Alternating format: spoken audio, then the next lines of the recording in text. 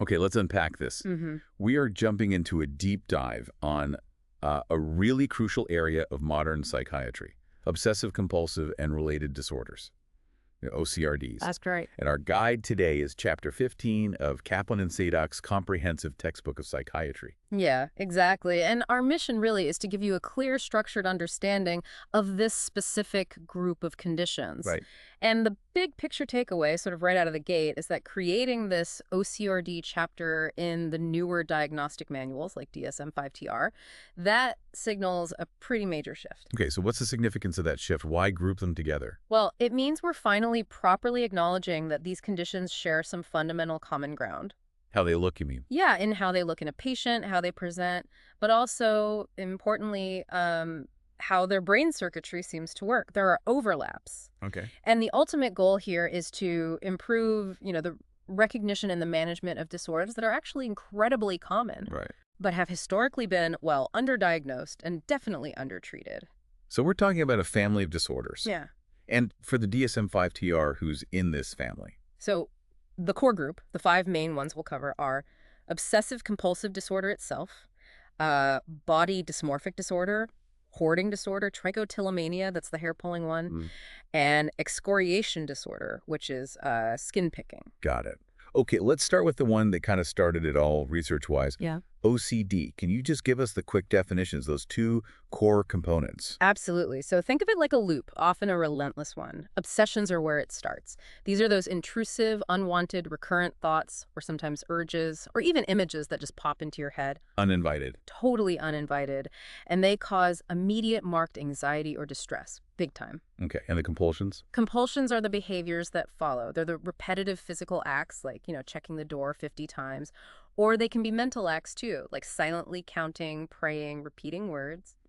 Things you do to try and make the anxiety go away.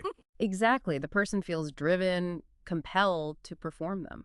And here's the key bit, right? The compulsion is an attempt to neutralize the obsession or the anxiety it causes, but it's either not connected in a realistic way or it's just clearly excessive. That's perfectly put. The connection is illogical or way over the top. Like the brain safety brake is just broken. That's a great way to think about it. And, it's also fascinating how our understanding of OCD has shifted academically. How so? Well, once upon a time, maybe early 20th century, it was really tied up in psychodynamic ideas, Freud and so on. Right. But now, it's really seen as a clear example of a neuropsychiatric disorder. We understand it as being driven by specific malfunctions in brain circuits. Which we'll get into. And crucially, this isn't some rare, obscure condition. Can you talk a bit about the real-world impact? Yeah, definitely not rare.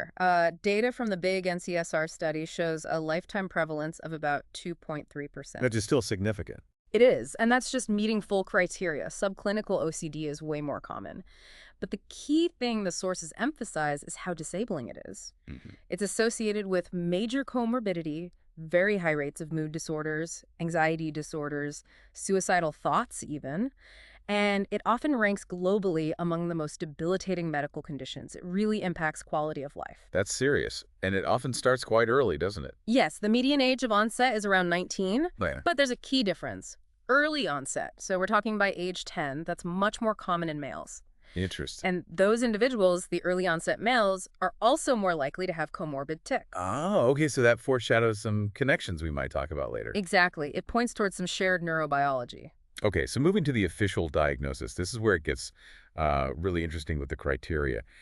To meet DSM-5-TR criteria, the symptoms have to be time-consuming.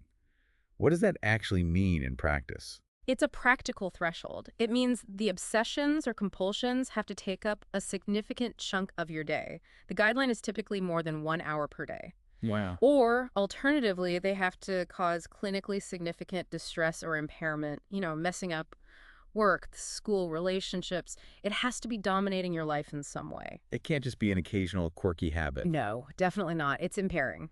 And there's this critical specifier about insight. How much the person recognizes their beliefs are. Well, odd. How does that affect things? Right. The insight specifier is crucial. It runs on a spectrum from good or fair insight, where the person recognizes their OCD beliefs are probably not true, all the way down to absent insight or delusional beliefs. Delusional. Yeah, about 4% of people with OCD fall into that absent insight category. They're completely convinced their obsessive beliefs are true. So wouldn't that be diagnosed as psychosis then? This is the vital point. The DSM says no. Even with absent insight, if the core symptoms fit OCD, you diagnose OCD, not a primary psychotic disorder like schizophrenia, Why is that distinction so important? because it guides treatment. It prevents the inappropriate use of antipsychotic medications as a first-line approach when what they likely need is OCD-specific treatment, like SSRIs or ERP. That makes a huge difference to the patient, getting the right treatment path from the start. Absolutely. It can save months, even years, of ineffective care. Okay, before we leave the OCD diagnosis, let's circle back to those early onset cases you mentioned, the ones often linked with tics. The DSM have a Tourette-related specifier. What does that tell us? It basically signals a close familial and potentially neurobiological relationship. Even though Tourette syndrome is classified separately, the fact that we specifically look for a history of tics when diagnosing OCD reinforces this idea. Suggests shared genetics or overlapping brain pathways. Precisely. Shared vulnerability in the brain's control systems, you could say. Okay, so let's pivot from diagnosis to the mechanics. If OCD is characterized by this rigid, repetitive behavior, what's going wrong in the wiring? What's the underlying issue? So the core idea, the main hypothesis, is that OCD represents a deficit in something called cognitive control. Cognitive control. Yeah, basically the brain gets stuck. It shifts away from flexible, what we call goal-directed behavior, where you consciously decide, I want to do X to achieve Y, Right. and shifts towards rigid, automatic, habit-driven behavior. They get caught in these behavioral loops they can't easily stop. And is there specific circuitry involved? Can you give us the quick version of the cortico-striatal-thalamic-cortical loop, the CSTC circuitry? Yeah. The CSTC loops, think of them as the brain's major decision-making, filtering, and action selection circuits. They connect the thinking parts of the brain, the frontal cortex, down to the deeper action and habit centers like the striatum, and then loop back up via the thalamus. Okay. In OCD, brain imaging studies consistently show hyperactivity in certain parts of these loops, particularly areas like the anterior cingulate cortex, the orbitofrontal cortex, and parts of the striatum. So it's like the brain's worry alarm or error signal gets stuck on. That's a really good analogy. It's like it's constantly firing, sending distress signals back through the loop, driving those compulsions. Fascinating. And presumably, the treatments try to target this neurobiology, starting with the chemical side. Exactly. I mean, the initial serotonin hypothesis came about because the first effective drug was clomipramine, which is a potent serotonin reuptake inhibitor, an SRI. Right. And today, SSRIs, the selective serotonin reuptake inhibitors, are still the first-line medications. But there are caveats for clinicians, right? It's not quite like treating depression with SSRIs. All right. Two really important things to remember. First, you often need higher doses for OCD than you typically use for depression. Higher doses. Got it. And second, you need patience. You need a longer duration of treatment, often at least 12 weeks at a good dose, before you can really judge if the medication is working or not. Don't give up too early. 12 weeks. Okay. But medication isn't the only starting point. The chapter stresses the foundation is psychoeducation. Why is just talking about the diagnosis so critical? It's absolutely foundational, because there's often so much shame and embarrassment associated with OCD symptoms. People feel like they're going crazy. Exactly. The thoughts can feel alien, bizarre, even morally repugnant to the person experiencing them. So providing clear, factual information. Look, this is common, it's treatable, it's based in brain circuitry, it's not a character flaw that's crucial. Builds trust. It builds trust, it reduces self-blame, and it really sets the stage for them to engage in what can be quite difficult therapy. It fosters collaboration. Right. Speaking of difficult therapy, the main evidence-based psychological treatment is exposure and response prevention, or ERP. What does that actually involve for the patient? It sounds tough. It is challenging, no doubt, but it's incredibly powerful when done right. So the E is for exposure. The patient is systematically, gradually exposed in real life, or sometimes imaginally, to their feared situation or trigger. Okay. Then comes the RP, response prevention. They actively, deliberately refrain from carrying out the usual compulsive ritual. So if you fear contamination from door handles, You'd touch the door handle, that's the exposure, and then you'd resist washing your hands for an agreed-upon period. That's the response prevention. And the idea is the anxiety eventually comes down on its own. Exactly. You learn through direct experience that the feared consequence doesn't happen, or that you can tolerate the anxiety without the ritual, and the anxiety naturally fades. It breaks that fear-compulsion link. Powerful stuff. And for those cases that just don't respond well, even to combined medication and ERP, there are other options now, right? More invasive ones. Yes.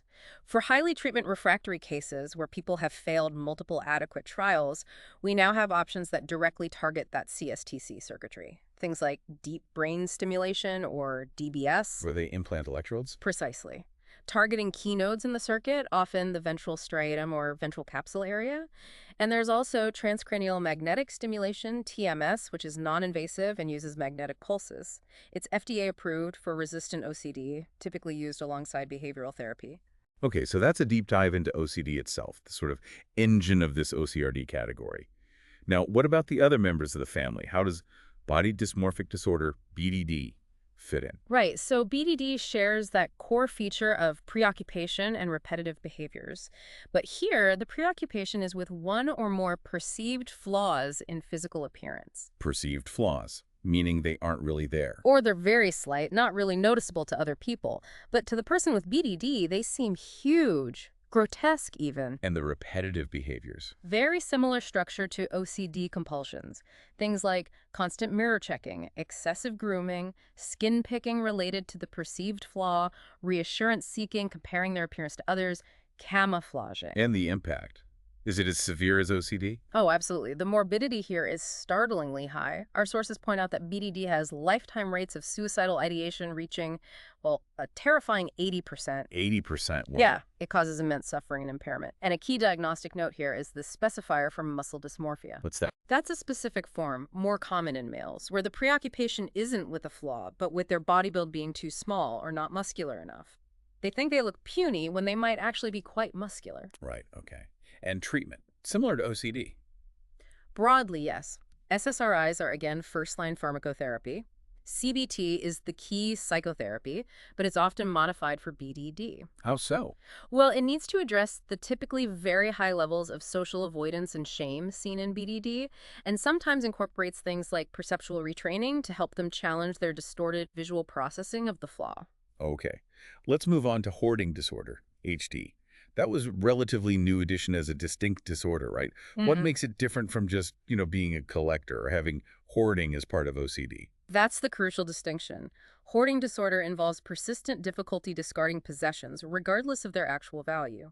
This leads to clutter that basically compromises the intended use of their living spaces. You can't use the kitchen, the bedroom. Right, but the why is different from OCD hoarding. Exactly.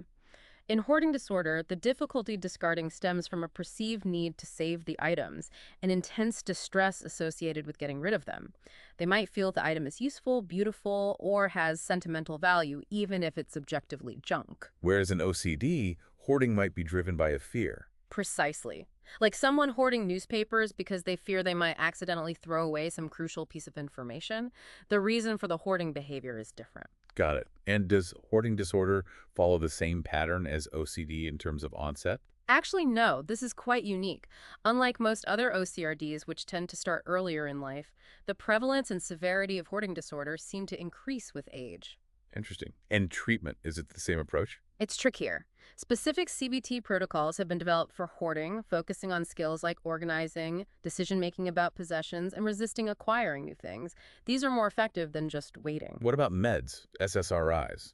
They're used, but the evidence isn't as strong as for OCD or BDD. In fact, the presence of hoarding symptoms often predicts a less favorable response to standard OCD treatments. And because insight is often quite limited, people don't see the hoarding as a problem. Techniques like motivational interviewing are really crucial to even get them engaged in treatment. Right, you have to build that motivation first. Yeah. Okay, that brings us to the last pair. The body-focused repetitive behaviors, or BFRBDs, trichotillomania and excoriation disorder. Let's start with trichotillomania, TTM hair pulling.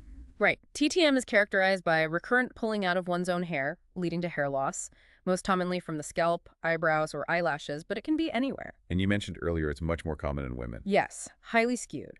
About a 9.1 female-to-male ratio reported in clinical settings. And interestingly, there seem to be two main styles of pulling. Yeah, what they call focused pulling, where the person is quite aware of the urge building up and pulls intentionally, maybe to relieve tension, and automatic pulling, which happens almost unconsciously, often when they're bored, reading, or watching TV.